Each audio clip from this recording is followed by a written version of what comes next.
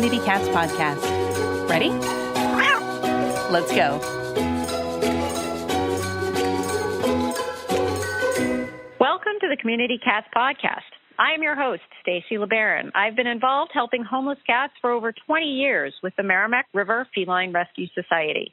The goal of this podcast is to expose you to amazing people who are improving the lives of cats. I hope these interviews will help you learn how you can turn your passion for cats into action. Today, we are speaking with Audra Farrell. Audra started volunteering as a dog walker at the San Francisco SPCA shortly after moving to the area from New York City. Audra worked in adoptions for 2 years before transferring over to the Community Cares program in 2013. She's currently the program supervisor as well as the Community Cats coordinator. She assists San Francisco residents in managing feral cat colonies and oversees our Mamas from the Streets program that keeps feral moms and kittens together until the kittens are weaned. She lives in San Francisco with her wife, Lauren, their border terrier, Miss Bea, and our 2 rescue cats, Hawkeye and Ezra. Audra, I want to welcome you to the show. Thank you. Thank you for having me. How did you specifically get started with Community Cats? Well, I started at the San Francisco SPCA as a volunteer. I worked in the adoptions department. I was very interested in doing more community work. When there was an opening in the Community Cares department, I jumped on it. I was very eager to get out into the streets and really help people and their pets in our city. So that's how I started with our Community Cares program and really became very involved with the community cats and found that this was the best place for me in our organization. Being the Community Cats coordinator, that falls within the role of Community Cares? It does. Our Community Cares program goes out into the community. We think of animal welfare and sheltering as working inside, and our program, we work outside. We help people manage their feral cat colonies. We answer calls primarily during kitten season when we get a lot of calls, as I'm sure most people do, of, I found a litter of kittens in my yard. I've never seen this cat before. This cat is not mine. And we assist with that. And usually when there's one cat, it may not be in the same area, in the same yard, but there's bound to be others. So we help people locate these colonies and make sure that everyone gets spay and neutered and then returned to the area where we trap them. So I've known and followed the San Francisco SPCA for many, many years and known to be incredibly progressive with regards to trap, neuter, return and community cats. What's the situation like for community cats now in San Francisco? San Francisco is an amazing city. We have an incredible climate, which makes it fairly easy for cats to survive here. We don't have the heat of the summer. We don't have the frozen winters. So they do have a very comfortable climate. That being said, there are a lot of them. We do have a great management of big pockets of cats. We have an incredible base of volunteers that help us trap them, and we work very hard to get the word out to people. If you are seeing colonies of cats that are unaltered, and you can tell by the ear tip, we in San Francisco tip the left ear. I know some other places tip right, but we tip left, to let us know so we can help get things under control. There is a direct correlation with the number of spay-neuters that we do to the intake of cats citywide. Every year, if our numbers go up, cat intake goes down, and that's been true for the last 6 or 7 years, and that shows that TNR does work in reducing numbers of free-roaming cats. But with the fact that I believe San Francisco has been practicing TNR probably since the mid-'90s or maybe even earlier than that, there's still a lot of ongoing maintenance, and that's what your role is in terms of continuing to get the word out, probably amazingly to continue to educate people on what TNR is and getting your free-roaming cat spayed and neutered. I mean, one question that does come up is, how do we win the population battle? Or, you know, is this a maintenance level that you're at, or is it you're continually finding hot pockets that you may not have known about it in the past? When you talk about large colonies, where at some point there might be a desire to see some attrition there in those colonies as they age out if you are at, 100% sterilization levels. So just wondering what you're seeing being out there on the streets and colony by colony. We are seeing some defunct colonies. I think the best example, and this goes to the history of our program, we started a serious effort in the early 90s to sterilize all the cats in Golden Gate Park. A lot of our volunteers that worked on that effort still do work with us, which is incredible. They're incredibly dedicated. They're so smart. They have the institutional knowledge of the program and the city. And currently, because of this long-term effort of working in Golden Gate Park, and I find this to be a wonderful example because in urban areas, most cities have these big parks that you would think would be a hot spot. And Golden Gate Park in San Francisco, through the work of TNR since the early 90s, is really not. Most of the colonies there, at least 10 colonies, are now completely defunct. There are a few colonies that have one or two cats left. And because we've had consistent volunteers working in those areas, they know who those cats are. So if someone new shows up, which happens occasionally in Golden Gate Park, they're able to get right on that to keep that population under control. You do see some hot spots. San Francisco, for as developed as it is, we do still have a large industrial area of the city. And in those warehouses, in some of those industrial areas that are no longer active, we do hear of big colonies that are still out there, generally because they're not areas where there are a lot of people. And as soon as we do hear about that, we're on it. We understand that it doesn't take a whole lot of cats to keep a colony from growing. And in some of those areas, there may not be the resources for those cats to survive in a healthy manner. So we do still hear about those pockets of cats existing in the city. I do think we have a lot of areas such as Golden Gate Park really under control. There is always work to do because it only takes 2 cats and suddenly your colony goes from 5 altered cats and 2 newcomers come in and now you've got, litter after litter. So we do encourage people who are watching colonies as soon as they see someone that comes in that is new, unfamiliar, unaltered, to get right on it so we can continue to maintain and control the population in San Francisco. Do you have any certain protocols in place to ensure that if a new cat does show up at a feeding location, to ensure that you're not taking in somebody's owned indoor-outdoor cat? We do. If the cat is wearing a collar, that's usually an indication. The things we look for are a collar, an ear tip. Obviously, we can't see a microchip. The first thing that we do when we get the cat into our facility is check for a microchip. And if it's a microchipped cat, we try to get in touch with the owner and return the cat to the owner. And we've had that happen. We do have friendly indoor-outdoor cats that are people's pets that, are maybe going on a little buffet hunt through the neighborhood and showing up at feeding stations.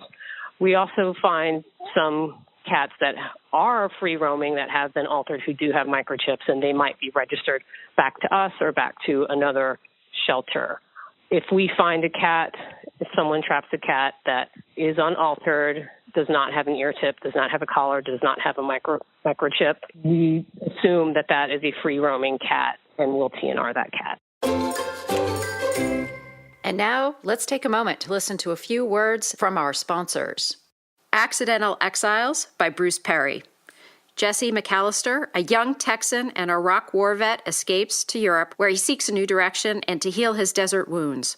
Wandering the streets of Ascona, Switzerland, he meets and falls in love with a beautiful Italian waitress named Sonia Altarelli. Since the horrors of combat he encountered with a boyhood friend, Jesse will have nothing more to do with war. This story is his farewell to arms. Check out Accidental Exiles on Amazon.com today. Are you starting to think about that special holiday gift? Why not give the gift of a Community Cats Podcast branded t-shirt, coffee mug, bag, or other item? This is the perfect way to spread the word about helping community cats. The proceeds from the sales will go to support the Community Cats Podcast and the Community Cats Grants Program, which helps small groups grow their fundraising programs to be able to fund more spay-neuter programs for free-roaming cats. Go to www.communitycatspodcast.com and click on our shop button in the menu bar today to get that perfect community cat gift right now. Thank you, everybody, for supporting the show. One thing that some of the groups in Massachusetts are doing is utilizing paper collars for a friendly, potentially stray cat at a feeding station, where you put a paper collar on and say, let me know if someone owns me, with either a phone number of the local humane society or of the concerned party. And I guess that has come across to be a pretty helpful alternative too. So they're trying that in Massachusetts. That's a great idea. We also encourage people that call us and let us know that a friendly cat has shown up to file a report with Animal Care and Control in case someone is looking for their cat. Generally, owned cats aren't going to wander very far from where they live. Put flyers up around the neighborhood, talk to your neighbors. I know in my neighborhood, I see on the website next door from time to time people post, hey, who knows who this cat is? He keeps showing up on my porch, Oh, that's the cat that lives down the street, that kind of thing. So, really talk to your neighbors and see if that is somebody's cat. So one program you wanted to really dive deep into is the Mamas from the Streets program. Can you tell me a bit about that? Sure. A couple of years ago, during kitten season, as I'm sure listeners out there can relate to, we get a lot of calls of, I found a litter of kittens in my yard. I found a litter of kittens in my warehouse. I've never seen this cat before. This isn't my cat. And I think there's the idea that I'm going to scoop up the kittens and I'm going to take them to the shelter. That is the best thing for them. Mom, generally when kittens are young, is not going very far. She's going to eat. She's going to make her rounds. She's never going to leave the nest for more than a couple of hours because they nurse so frequently when they're very young. So we started asking people to not remove the kittens, wait and see if mom is around. If it turns out 6-7 hours goes by and mom's not around, it's possible that she has abandoned them or she started moving them and something happened. What we do is we ask people to call us and we will go out and try to get the whole family. We'll use the kittens as bait to get mom. And we're very lucky that in our facility, we've set up a nursery where we can keep feral mom with her babies until they're old enough to be weaned, and we can put them up for adoption, and then mom is spayed and put back out. Our first year, just to give folks an indication of you don't need a lot to start to do this, we were using dog crates with smaller crates inside for mom, and we were sticking them wherever we had space. We had one in our office closet. We had a couple dotted throughout our facility in people's offices. And then as this started to grow, we got more space. Our first year, we did maybe 4 or 5 cats. Last year, we did 26 moms with kittens. This year, hopefully this will end soon since we're getting to the end of October, we are up to 43 moms with their litters. That's 43 moms that don't have to be outside battling the elements, trying to feed themselves while taking care of their kittens. They have a safe, quiet space here where everyone gets to stay together. Mom gets to nurse everyone.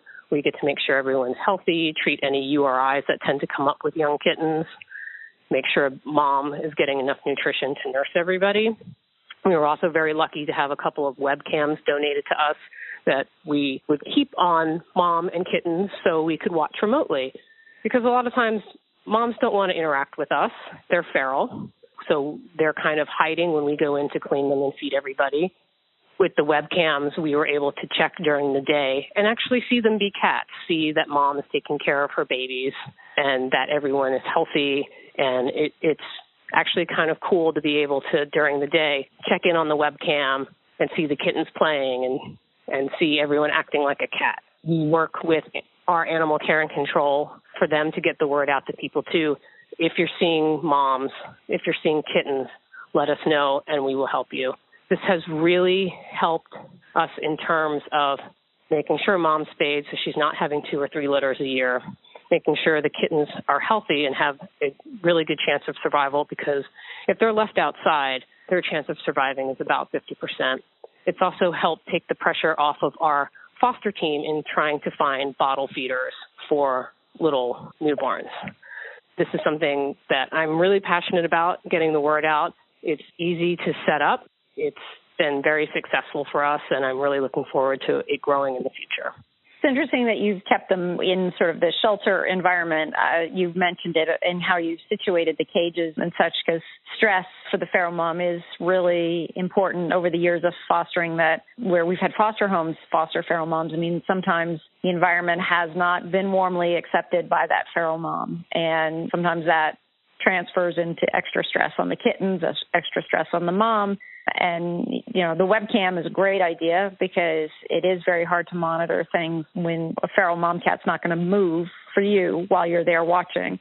So interesting questions. I know, I mean, we have a lot of trappers that will focus on trying to get the kittens at 4 to 5 weeks of age. That's sort of like the window of opportunity, you know, and obviously trap mom, get her spayed and put her back.